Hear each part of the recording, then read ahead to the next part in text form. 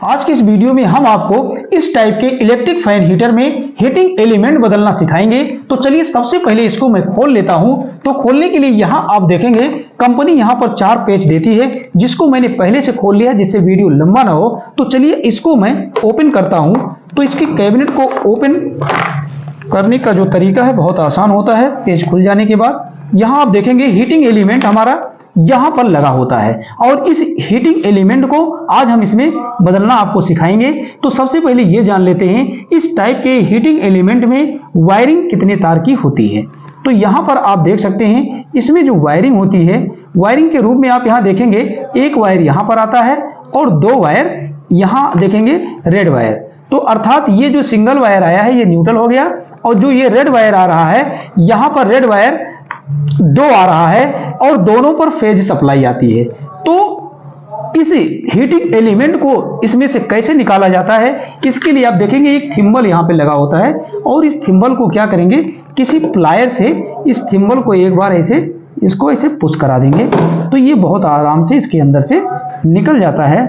और यहां आप देखेंगे इसमें कई वायर आपस में जुड़े हैं, तो इसका हीटिंग एलिमेंट का वायर इसके अंदर से हम इसको घुमा करके इसको अलग कर लेते हैं। और यहां पर आप देखेंगे हीटिंग एलिमेंट में यहां पर जो 2 वायर और आपको दिख रहा है, ये 2 वायर में क्या होता है, जब इसके एक वायर में फेज सप्लाई आती है तो इसका हाफ एलिमेंट गर्म होता है और जब इस सेलेक्टर स्विच के द्वारा इसके दोनों वायर में सप्लाई आ जाती है तो इसका फुल एलिमेंट गर्म होता है। तो इन दोनों वायर को यहां सेलेक्टर स्विच से आपको अलग कर लेना होता है।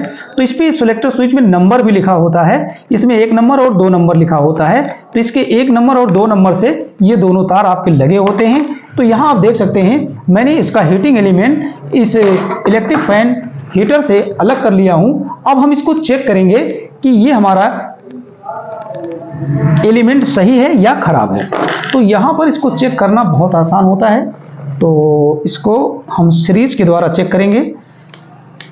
अब हम इसके एक वायर में अपना सीरीज का एक तार लगा देते हैं और यहां आप देखेंगे इसकी पारी पारी दोनों वायर में कंटिन्यूटी मिलना चाहिए। तो यहां आप देख रहे होंगे कंटिन्यूटी नहीं बता रहा है, इसका मतलब ये हीटिंग एलिमेंट हमारा सही नहीं है। अब इसमें हम एक नया हीटिंग एलिमेंट लाए हैं खरीद कर और इस हीटिंग एलिमेंट को आपको पहले चेक कराते हैं, उसके बाद इसमें लगाना बताते हैं। और लगाते समय आपको कौन कौन सी सावधानी रखना है। और कभी कभी ये होता है कि जैसे आप किसी भी इलेक्ट्रिक फैन हीटर को खोल रहे हैं या उसका एलिमेंट बदल रहे हैं, तो खोलने और हीटिंग एलिमेंट लगाते समय कभी कभी वायर, इसकी जो वायरिंग होती है वो खुल जाता है। तो इसमें वायरिंग कैसे किया जाता है, वायरिंग करने का भी तरीका हम आपको इसी वीडियो में बताएंगे। तो यहाँ चलिए सबसे पहले इसको मैं चेक कर लेता हूँ। तो यहाँ देखेंगे इन तीनों तार के बीच में कंटिन्यूटी मिलना चाहिए। तो यहाँ ये हमारा हीटिंग एलिमेंट सही है। तो इस सही वाले हीटिंग एलिमेंट को हम इसमें लगाना पहले आपको सिखाते हैं, उसके बाद हम इसकी वायरिंग भी आपको बताएंगे। क्योंकि कभी कभी ऐसा हो जाता है कि हम इलेक्ट्रिक फैन हीटर को जब खोलते हैं, हीटिंग एलिमेंट बदलते हैं तो वायरिंग हमारी खुल जाती है। तो यहाँ आप देख सकते हैं कि ये जो 3 वायर है, यहाँ 3 वायर को इसमें कैसे लगाना होता है आप तो पहले ये जान लीजिए। क्योंकि आप अपने हीटिंग एलिमेंट को बदल रहे हैं तो ये वायर आपने कहाँ से खोला था, यहाँ देखेंगे ये कई वायर एक साथ जुड़े थे, उन्हीं के साथ आपको ये जो सिंगल वायर है न्यूट्रल सप्लाई आपको यहाँ से जोड़ देना है। ऐसे जोड़ देंगे। इसके बाद यहां आप देखेंगे 2 वायर इसमें और दिख रहा है और ये दोनों वायर आपका कहां जुड़ेगा, ये जो आपकी स्विच है इसी स्विच के पिन नंबर 1 और 2 से जुड़ेगा। तो मैं आपको यहां दिखा सकता हूं, यहां आप देखेंगे इसमें पिन नंबर 1 भी लिखा होता है और अगर हम इसको पलट दें तो यहां आप देखेंगे 2 लिखा होता है।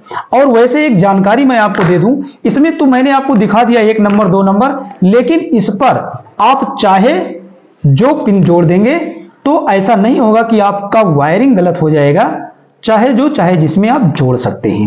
तो चलिए हमने इसका हीटिंग एलिमेंट तो बदल दिया, नया इसमें लग गया। अब हम आपको इसकी वायरिंग के बारे में बताते हैं और इससे पहले हम आपको ये बता दें कि इसके ऊपर से मैंने एक कैप निकाला था, तो इस कैप को इसके अंदर लगा करके और इसको उसी प्लायर से लगा करके हम दबा देंगे, जिससे ये दोबारा भी हमारा सेट हो जाता है उसमें। ये पूरी तरह से ये लग चुका है। अब यहाँ आप देखेंगे किसी भी इलेक्ट्रिक फैन हीटर की जो वायरिंग होती है, तो वायरिंग बहुत ज़्यादा कुछ नहीं होता है। आप देखेंगे इसकी जो मेन लीड होती है, इसकी मेन लीड में न्यूट्रल और फेस की सप्लाई आती है, और ये जो न्यूट्रल सप्लाई होता है, ये न्यूट्रल सप्लाई आपका हीटिंग एलिमेंट में भेज दिया जाता है, और यही न्यूट्रल सप्लाई आप देखेंगे ब्लोअर मोटर में भेज दिया जाता है, और यही न्यूट्रल सप्लाई आप यहाँ देखेंगे तो एक इंडिकेटर यहाँ लगा होता है। ओपन कर लेता हूँ यहाँ से थोड़ा सा आपको दिखाने के लिए। ये यहाँ देखेंगे यही न्यूट्रल सप्लाई आपका इंडिकेटर में आ गया, और न्यूट्रल सप्लाई कहीं नहीं देना होता है।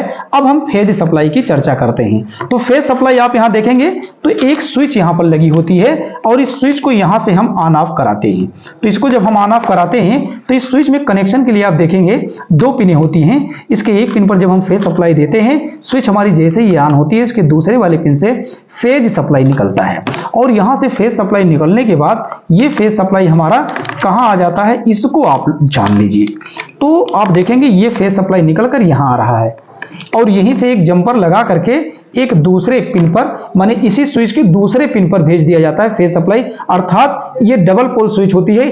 इसके देखेंगे तो इस स्विच के ऊपर यहां पे लिखा होता है ए और बी, अर्थात ए और बी पर आपको फेज सप्लाई देना होता है। अब यहां देखेंगे जो नाब लगा होता है, इस नाब को जैसे आप घुमाते हैं तो यहां फेज सप्लाई जो आपने दिया है वही फेज सप्लाई इसके यहां 3 नंबर पे आप देखेंगे तो यहां 3 नंबर लिखा भी होता है, और यहां से फेज सप्लाई निकलता है। और निकलने के बाद ये 2 जगह आपको जोड़ देना है। एक तो आपका इंडिकेटर का एक तार बचा हुआ है, इसमें जोड़ देंगे क्योंकि एक तार पे तो आपने न्यूट्रल दिया है, और यहीं से फेज सप्लाई आपका निकलेगा और ये ब्लोअर मोटर में चला जाएगा, क्योंकि ब्लोअर मोटर को आप न्यूट्रल दिए हैं और दूसरे तार में फेज आ जाएगा, तो ब्लोअर मोटर आपका चालू हो जाएगा। तो इधर की वायरिंग आपकी कंप्लीट हो गई। अब आपको क्या समझना है कि इसमें ये दोनों जो रेड वायर हैं, ये हम आपको पहले भी बता चुके हैं। यहां रेड वायर में क्या होता है, स्विच को जब आप दोबारा घुमाते हैं तो इसके एक रेड वायर में फेज सप्लाई आता है, तो इसका आधा एलिमेंट गर्म हो जाता है, और स्विच को जब तीसरी बार आप घुमा देते हैं तो इसके दोनों वायर में फेज सप्लाई आता है, जिससे इसका पूरा एलिमेंट गर्म होता है। तो इस तरह से आप इसका एलिमेंट भी बदलना सीख गए होंगे, और इसमें वायरिंग कैसे करना होता है ये भी आपके समझ में आ गया होगा। अब हम इसे चलाएंगे और चला करके आपको दिखाते हैं कि हमारे इस इलेक्ट्रिक फैन हीटर में वायरिंग और हीटिंग एलिमेंट कार्य कर रहा है या नहीं। तो यहां आप देखेंगे अब हम इसको ऑन करते हैं। तो ऑन करने के लिए यहां पर जो स्विच लगी है, इसको जब आप घुमाते हैं तो ये ऑन हो जाता है। तो ये स्विच ऑन हो जाएगा। तो ऑन होने के बाद ये सेलेक्टर स्विच है, जब इसे आप घुमाएंगे तो आपका ब्लोअर मोटर भी चलेगा और आपका ये हीटिंग एलिमेंट भी आपका गर्म होगा। तो अब हम इसको जैसे ऑन करेंगे यहां से, तो ये आप देखेंगे इंडिकेटर में लाइट आ जाएगी। ये स्विच नहीं ऑन है, देखिए ये आप देख रहे होंगे, ये हमारा इंडिकेटर में लाइट आ गया, ब्लोअर भी चल गया। अब हम इसको क्या करेंगे, यहां पर 1 मिनट, थोड़ा सा हीटिंग एलिमेंट मेरा यहां पर आप देख रहे होंगे गर्म हो गया। इस समय हाफ एलिमेंट इसका गर्म हो रहा है। अगर इस स्विच को मैं घुमा देता हूं तो जैसे इसको मैं घुमाऊंगा तो इसमें आप देखेंगे धीरे धीरे करके ये कंप्लीट पूरा एलिमेंट इसका गर्म हो जाएगा। तो इस तरह से आप अपने इलेक्ट्रिक फैन हीटर की वायरिंग और इसका हीटिंग एलिमेंट बदलना सीख गए होंगे। Thank you.